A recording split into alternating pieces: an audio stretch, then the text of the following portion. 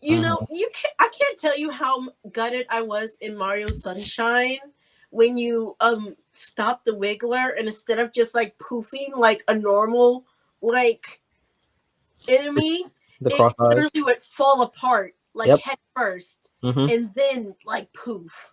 So you're a murderer. So that also begs to differ, like, or it begs the question: what is their anatomy? Like, how are they held together? Is it just their will alone, their consciousness that keeps them as one thing? For it to, Yeah, as soon as probably. you beat it, it just dismantles into pieces and is gone. Yeah, it's like a shark. You know, sharks they die if they stop swimming Yes, but they because don't literally. Their segments don't literally pop up off of each other.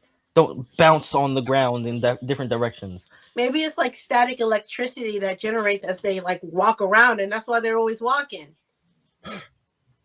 I've never seen a Wiggler still, so that could be it. Mm-hmm. And Mario kills them. Honestly, Wigglers get it the worst. I said It it. could I be. said It it. could be. When are we gonna see those birds? What birds? The one in particular, the one I'm envisioning is the one on in Mario Odyssey on that island that steals your stars, or Mm, on that one island with all the poison. Oh, you're talking about those birds that snatch your stuff, like the one in Yeah, 64 that takes your hat. yeah. When are we gonna see that? And when are we getting Cappy? When are we getting Cappy? Yeah, I so know. that's the third No, movie. it has to just be Luma. Yeah. We're gonna get the Mario Odyssey movie third. Mm-hmm. Is that what we're getting third? Is that That's confirmed?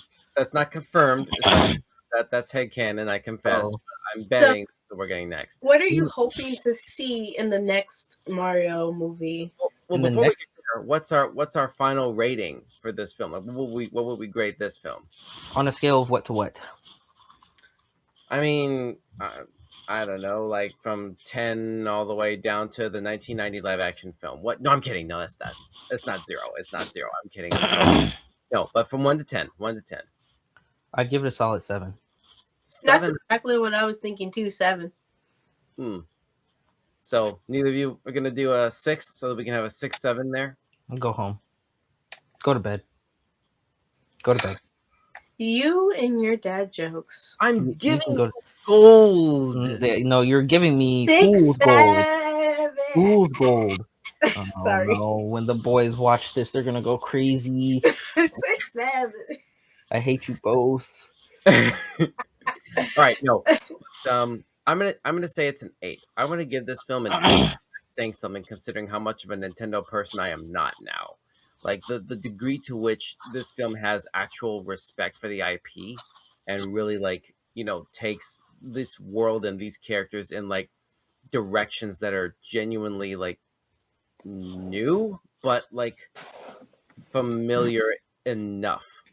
hmm Like it's like with comic book adaptations. You watch a Marvel film and you sort of, if you've read the books or you've seen whatever the source material is, you sort of understand enough of the beats of it. But it's like movie tickets are expensive. Renting movies hmm are expensive. You don't want to like go through the financial investment of this experience going to a theater, expensive concessions and stuff like that, when you can just read the story beat by beat at the library for free, or get the ebook from like Marvel Unlimited or whatever, basically, right? hmm Like, why would you go see the story that you already know, the most expensive way possible if it's not offering anything new? That's the importance of like paraphrasing the canon in like new and unexpected ways, and I really Yeah. think they did a really good job with that here. Yeah, and I liked it too. My biggest criticism is just with the Princess Peach character.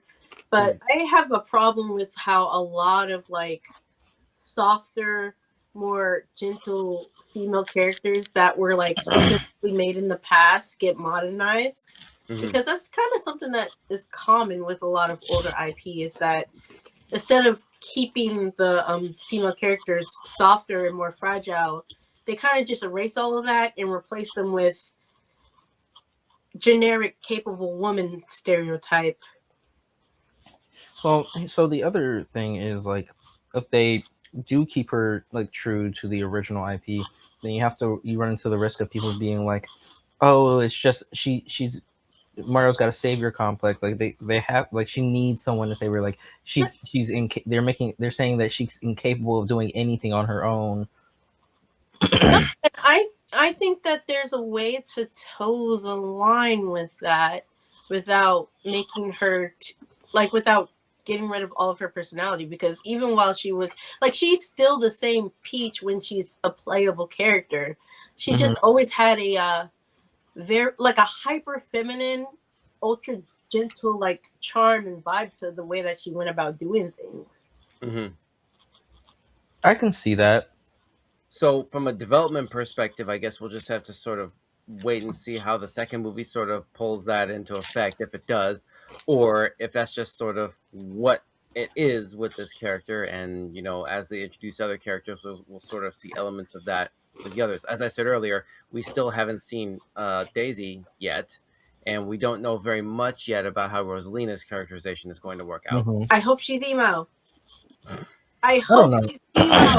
I keep thinking about Peach's depiction in this and how it just feels, at least with the majority of content that I've consumed, where Peach is actually more like active as a character. This feels more like Peach than super soft and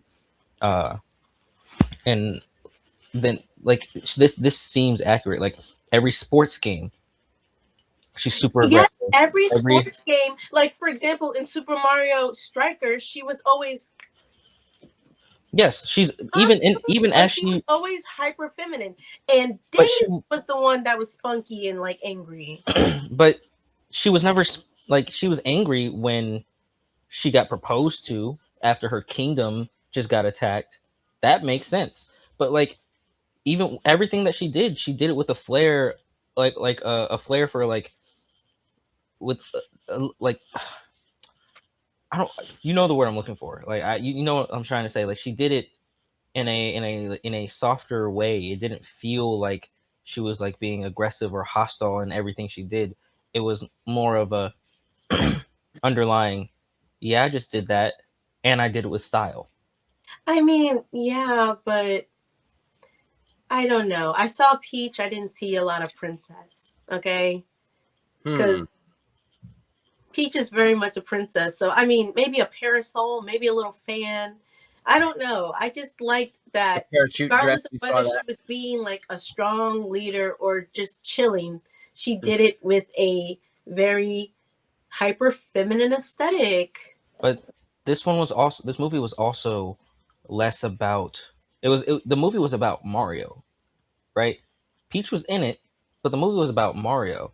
And so and it was also about this was like their way of introducing us to the world. So And like I understand that, but there is a way that you can go about it while keeping that intact. Like, why couldn't she be like? Why couldn't she have a tea set? Because she was in wartime. Mario? Because she was in wartime. We show up and she is actively in the middle of a war. And she drank tea in war in the games. No, because she wasn't in war in the games. In the games, she was. No, in the games, they show up to her. They show up on her birthday. In the first Mario, in the Mario game for Mario Bros. For the Wii, they show up on her birthday. There are presents and gifts lined up in the hall. There is a cake, and they bust out of the cake and kidnap her on her birthday.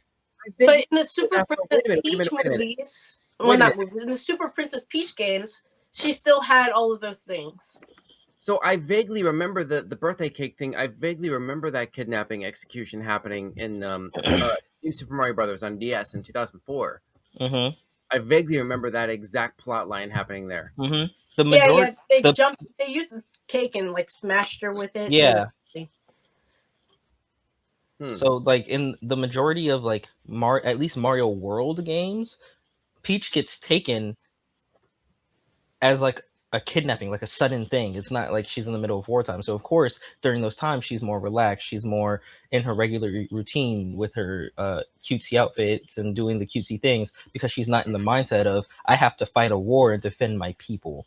But even Smash Bros. Peach, who you reference as like a powerful version of Peach, still had her parasol, still had all of her sports equipment with her, Hmm. and literally her final smash is the cutesy dance. It is a cutesy dance that she then immediately goes out of, gets an aggressive look on her face, swinging a golf club at your head. I just think that, and this is a problem with a lot of modernized versions of like older IP.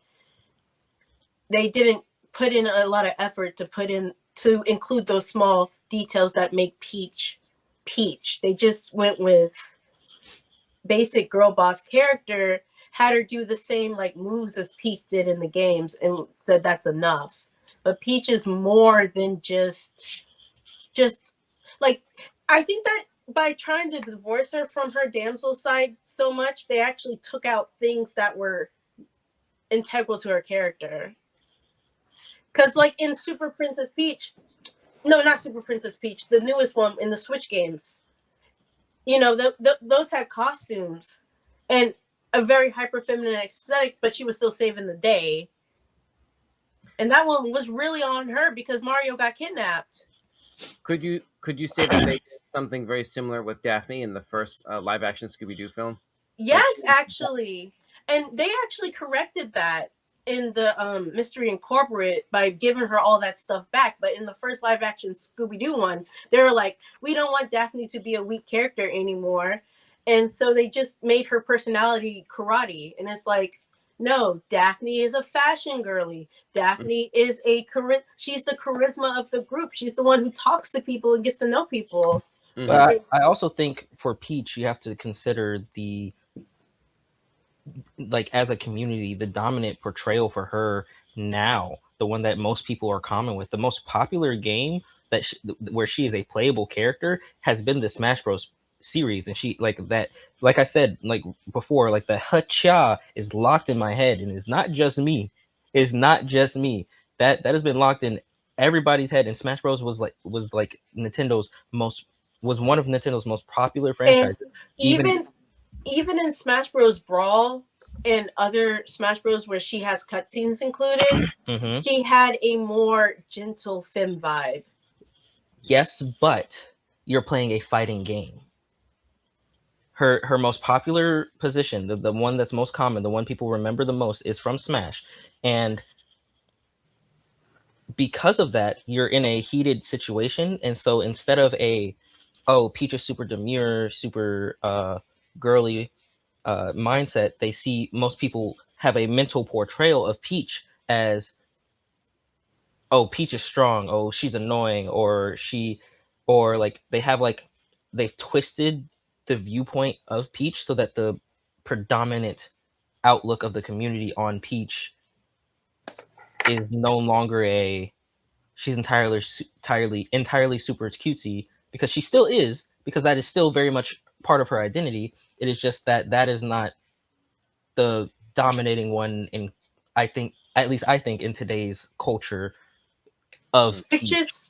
is sad because it kind of erases femininity from her character. It really does. It kind of gives off the message that you can't have both. Because back in the day, Princess Peach didn't let her strength, her power, her position, none of that take away from her being a kind, gentle, and caring ruler. And my favorite depiction of Peach, which is the Paper Mario series, Mm-hmm. showed her as still very strong. Thousand Year Door stands up to this day. Yeah. One of the greatest Mario games. Yeah. And it's like, those aren't the same Peaches. Yeah. I no, you're right. They're not the same Peaches. I'm not saying they're not, that they're the same.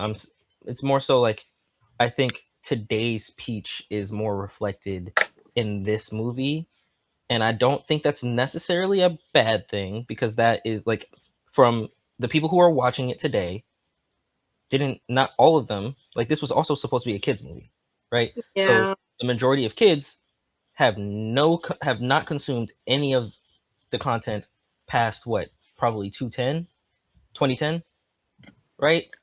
And that speaks to the level of vision, of vision talent behind the scenes of this thing. I mean, Horvath and Jelinek, I think is how you pronounce that guy's last name. The guys who created Teen Titans Go for Cartoon Network. I Mm-hmm. mean, it's like that. They, they did the same thing there. It's like you Yeah. don't need to be privy to decades of DC Comics history No. to understand that you came here for jokes. We're gonna tell jokes about these characters in this world, and you don't need to be inundated with decades of history about this in order to understand the kind of jokes that we're doing here. Like, who better to do a kind of movie like this, And than that's also people who understand that style of humor? that's Don. You using Teen Titans as an example is like the perfect example because I was offended at Teen Titans Go because I grew up with the original Teen Titans. Mm. So Genre. so when they did Teen Titans Go, I hated the portrayal of them and refused to watch it because the entire show was not what I grew up with. So I completely understand where you're coming from with the I mean, depiction of Peach. but it's not the same because it happens frequently. Like Don brought up Daphne. I think it happened with Amy as well. Actually, I know it happened with Amy because I've been following Sonic since original Amy. Mhm. I've seen how, as time progresses, her quirky, like more crazier aspects have been mellowed out and replaced with Anger. generic, no, not anger, generic girl boss energy. Well, think- we'll see what happens when we'll see what happens with the Kristen Bell version of that character Yeah. when Sonic 4 drops next year. But the consequence of that is losing the character who actually was more of a leader and confident person. Because now that Amy is the girl boss princess, there's no more Sally. There's no more Sally Acorn. Yeah, I Well, remember Sally. To be fair, I don't think Sally Acorn was ever really a popular character to begin with. Oh I think yeah, she what? Well, I'm in the Sonic fandom. I'm talking about in general, like the Sonic fandom. You love basically every character. She's right? not. She's not a popular character. Actually, her character kind of got mixed up in some legal stuff, Yeah. along with Yep. a lot of Archie characters. But Oh, still, she's from Archie? No, maybe she was in the Archie comics, but she was also in the Sonic. Well, that's cartoon. the main reason. That's the main reason why she's not there anymore. But also Blaze the cat. Blaze, I also agree. I wish we saw more of Blaze, but I think Blaze is from Archie, is she not? No, Blaze is actually from Sonic 06. Oh, so she came from the video game? That was her first introduction? That's funny. That's a whole nother conversation as to why I think that's funny. I can talk about that later. We may need to come back to that one. But Yeah. But for now, I guess is there any like final thoughts on the Super Mario Brothers movie? And then we got to wrap this. We went way over time. Yeah. Well, I just hope. Okay. I can let go of the whole Peach thing if they don't do it again with Rosalina. What if they make Rosalina too feminine? No, I'm okay. Well, I want Rosalina to be emo because her sadness was her sad vibe was like an integral part of Galaxy. It's kind of what helped Galaxy have like that moody, like spacey vibe, and like she really embodied that. Mm-hmm. I just don't want them to do another Peach with Rosalina this time. And like the one scene we got of her walking away from an explosion, looking cool, kind of gives off that vibe. But I really hope that they make her distinguishable from Peach. If they can do that, then I will be a happy person. That's fair. Okay. I don't have any more thoughts on this film. I think my review was pretty thorough. Is there anything else? No, I think we're all good. I'm just excited for what the next one is going to bring. Yeah. Oh, and I'm also How many hoping more for Mario cameos? Party references. I'm hoping for Mario Party references. I'm hoping for Legend of Zelda cameos. Oh yeah. What about you, Don? You got something you're hoping for? I know there's one cameo that we can expect. There's actually one major cameo from like Nintendo World that we are getting in Galaxy. That actually some of the promotional material that came out over the weekend already kind of spoiled. It came out from Star Fox. Yeah. I was hoping to not be specific about it in case anyone listening to this was trying to avoid spoilers for that. I know The movie's not out. There's no such thing as spoilers. No, you can. People will avoid seeing prequels and stuff because, or like what is it called? What are they called? Anyway, people who avoid stuff that's released before the movie to avoid spoilers because sometimes they reveal too much. Oh, in those. Well, that was just my best guess. I don't know if it's Star Fox or not. Well, Don kind of admitted it. Well, oh, oops. It's too late now. Whoops. I didn't say the name of the character. Okay, like that was Troi blabbing that out just for the record. I'm just hoping for a Legend of Zelda cameo. And then I know, like I can almost guarantee it probably won't happen because it's Game Freak, but Pokemon, because it is Nintendo. That would be amazing. Pokemon is Nintendo. So if we see a cameo, like just a Pokeball in the background somewhere would be enough for me. Or like a plushie of like Pikachu or Eevee would be enough for me. Yeah. Or even if they had like it's Mario Galaxy, so if they're in space, even if like Dialga, Palkia, or Arceus flew in the background, or Deoxys or Rayquaza, if just some type of cameo would be enough for me. That is exotic. Wow. The things I'm hoping for are more slice of life like things. So I'm hoping for a Mario Party reference. I'm hoping to see a scene of them playing sports together of some sort. Maybe baseball or golf. A striker's reference would be wild. But that would be tennis. Yeah, tennis. That would probably be the best one. And last but not least, please let Mario be in this movie. Please put him in an adorable little bee suit. Down the line. I'm sorry, last thing. Down the line, because both franchises are doing wonderful right now. Mario Sonic Cross. No, that would be wild. That would require Comcast and Paramount Skydance to play ball with each other, like to a degree that we've never seen in Hollywood history. But we know that they are. You're talking about a Roger Rabbit level cameo, like that scene in that film where Mickey Mouse and Bugs Bunny are on screen at the same time. But like you have to know that conversation has to be in the air somewhere. Because they're already two very popular IPs who had an entire series together. The Olympic Games, they released those years after year after year. Yeah. So it's very possible that is a conversation because they've done work together already. I mean, it's never a thing.